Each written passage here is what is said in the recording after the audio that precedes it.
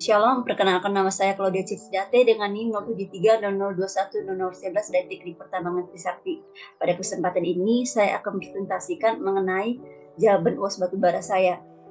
Yang pertama, analisis ukuran batubara. Untuk menentukan ukuran batubara, dilakukan pada saat proses crushing batubara di stockpile cold crush plant dengan menerapkan sistem kontrol yang dilakukan oleh mind controller. Prosesnya terbagi menjadi 3. Yang pertama, batu bara harus terlebih dahulu disiapkan berdasarkan ukuran pada vibrating screen, di mana pemisahan ini bertujuan untuk mengurangi beban kerja keras. Yang kedua, proses crushing, di mana proses ini bertujuan dengan menghancurkan batu bara yang berukuran besar agar batu bara terdistribusi kepada konsumen dapat berukuran seragam sesuai keinginan konsumen. Dan selanjutnya, batu bara hasil dari crushing ini akan dibawa dengan alat dump. Yang kedua, uji endap apung batu bara. Dengan menggunakan media larutan pemisah atau campuran dari beberapa larutan, maka batu bara yang memiliki densitas lebih kecil dari larutan pemisah akan terapung atau fluid, sedangkan batu bara dengan densitas lebih besar atau pengotor akan tenggelam.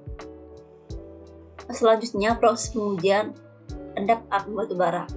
Untuk batu bara dengan densitas tinggi akan diuji dengan memisalkan terlebih dahulu partikel densitas kecil yang mengapung dengan partikel densitas besar yang tenggelam.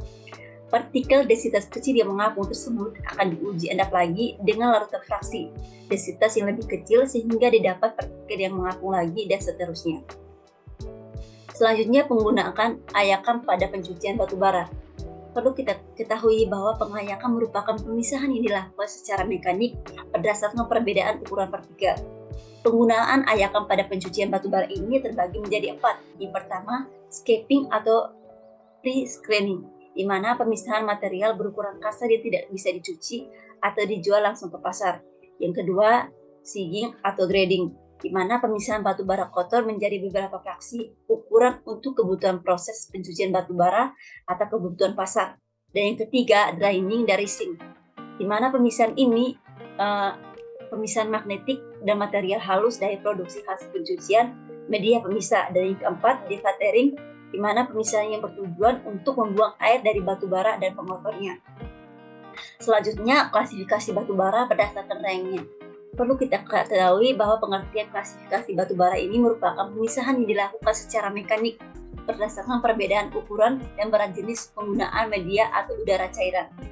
Di mana klasifikasi batu bara ini berdasarkan ranknya terbagi menjadi 4. Yang pertama, lignite.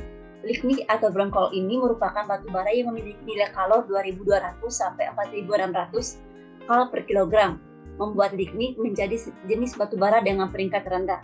Yang kedua, subbituminous, di mana batu bara subbituminous ini memiliki nilai kalor yang lebih sedikit. Yang ketiga, bituminous. Batu bara bituminous yang terdiri dari banyak lapisan tipis ini memiliki nilai kalor hingga 3 kali dari nilai kalor lignite, yaitu dengan nilai kalor sebesar 6.100 sampai 8.300 kg kal per kilogram. Dan yang keempat, antrasit. Antrasit ini mempunyai kandungan karbon tetap yang tinggi dengan kandungan sulfur dan nitrogen yang rendah. Selanjutnya, pencucian batu bara dengan menggunakan metode konsentrasi graviti.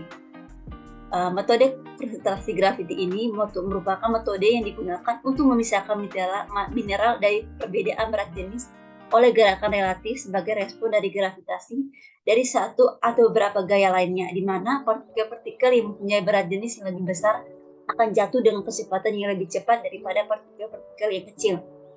Alat pencuciannya, metode konsentrasi ini menggunakan alat zinc, di mana pencucian batu bara dengan zinc ini merupakan proses pencucian batu bara dengan prinsip memisahkan material atau mineral dari perbedaan berat jenis oleh gerakan relatif.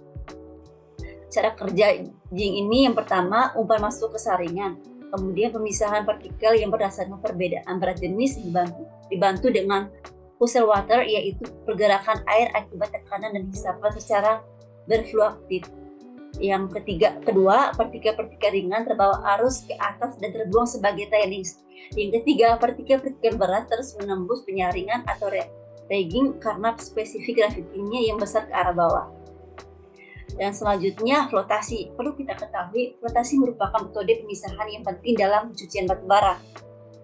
Prinsip dari flotasi ini yang pertama, flotasi berdasarkan pada adanya perbedaan afinitas permukaan antara batu bara dan material penyangga terhadap air dan bahan kimia pengampung.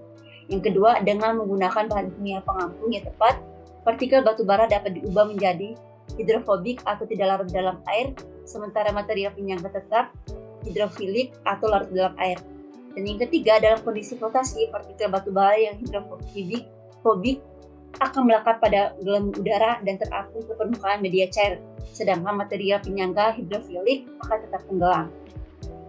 Nah, selanjutnya ini merupakan tahap dari proses flotasi. Yang pertama, pemecahan batu bara, di mana batu bara mentah dihancurkan atau dipecahkan menjadi ukuran yang lebih kecil untuk meningkatkan luas permukaan dan memfasilitasi proses flotasi. Yang kedua, pengolahan bahan pengampung, di mana bahan kimia pengampung ditambah ke dalam suspensi batu bara untuk mengubah sifat permukaan partikel batu bara menjadi hidrofobik.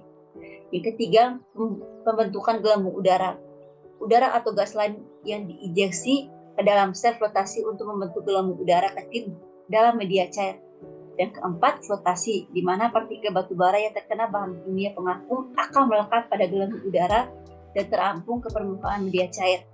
Selanjutnya, pengumpulan produk flotasi. Batu bara yang mengapung di permukaan media cair dikumpulkan sebagai produk hasil flotasi. Dan yang terakhir, pembuangan lumpur tenggelam, di mana material penyangga yang lebih berat akan tenggelam dan dibuang.